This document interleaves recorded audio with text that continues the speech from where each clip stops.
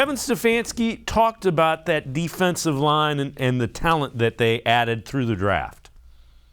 I think Andrew and the crew did a great job, Jeff, just making sure that we made picks at each spot that made sense based on the board and where the value lied. So it happened that it was 3 defensive linemen, like you mentioned, but those are 3 guys that we like, 3 guys that we think fit our scheme, fit what we're about. So it just happened to shake out that way. But you're always excited to add young guys to the mix, young guys to the room, add competition to all these spots. And Jeff, it kind of goes back to what we were talking about a little earlier. They drafted like they're a contender. They've identified people they thought could make an impact. Yeah, and they didn't have a lot of open spots on the roster. So just adding more competition.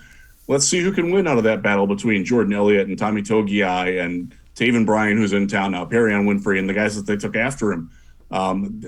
Let's go at it. I'm looking forward to being in Berea and watching all these guys fight it out in late July and August, because it's going to be fun.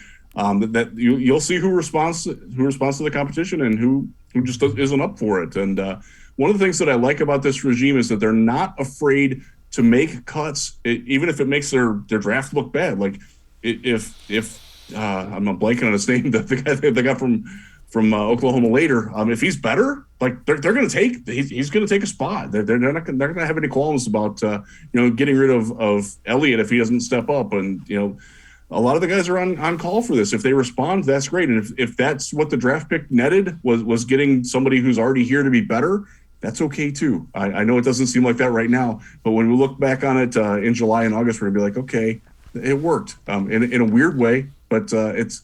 That's what good teams do. Again, we're going to have to recalibrate our mindset on how to evaluate the draft now that the Browns aren't needing 8 starters every time that they draft.